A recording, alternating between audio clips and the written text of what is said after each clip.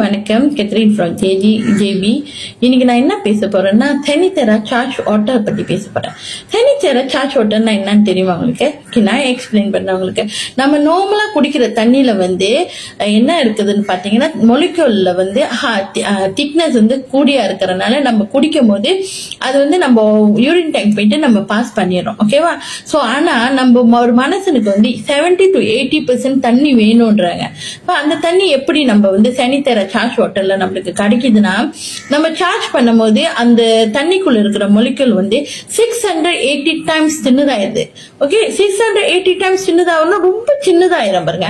அப்ப நம்ம குடிக்கும் போது அது நம்ம செல்லுக்குள்ளலாம் போகுது, நம்ம லங்ஸுக்கு போகுது, நம்ம ஹார்ட்டுக்கு போகுது, நம்ம செல் ஓகே உடம்புல உள்ள செல்லுக்குள்ளலாம் போகுது. அது மட்டும் இல்லாத நம்ம ரத்த ஓட்டம்லாம் எங்க போகுதோ அந்த இடத்துல எல்லாம் அந்த தண்ணி போகுதுங்க. ஓகே, இது பத்தி சனித்தர சார்ஜ் வாட்டர் குடிக்கிறதுனால என்ன ஆகுதுன்னு பாத்தீங்கன்னா, நம்ம டெய்லி குடிச்சிட்டு வர்றதுனால நம்மளோட செல்லை டெட்டான செல்லை இது ஆக்டிவ் பண்ணி விடுது. ஸோ ஆக்டிவ் பண்ணதுனால நம்ம ஆரோக்கியமா இருப்போம். ஓகே, இந்த தண்ணி குடிச்சிக்கிட்டு வந்தீங்கன்னா இனிப்பு நீர் கண்ட்ரோலா இருக்கும், பிபி கண்ட்ரோலா இருக்கும், நம்மளுக்கிட்ட இருக்கிற அந்த ரத்த ஓட்டத்தை சீராக்குனாலே நம்மளுக்கு அந்த கால் வலி, முட்டி வலி, இடுப்பு வலி, ஷோல்டர் பெயின் எதுவுமே வராதுங்க. இதனாலதான் இந்த சார்ஜ் வாட்டர் குடிக்கணும்ன்றது.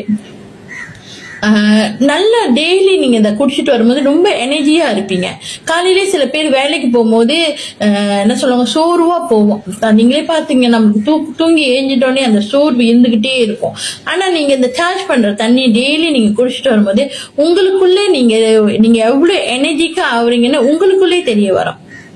ஓகே, இதை பத்தி சனித்தர சார்ஜ் பண்றது, சனித்தர டிவைஸ் பத்தி இன்னும் நிறைய நீங்க தெரிஞ்சுக்கணுமா, எனக்கு நீங்க புலனம் பண்ணுங்க. நம்ம உங்களுக்கு இதை பத்தி கொஞ்சம் எக்ஸ்பிளைன் பண்ணுவோம்.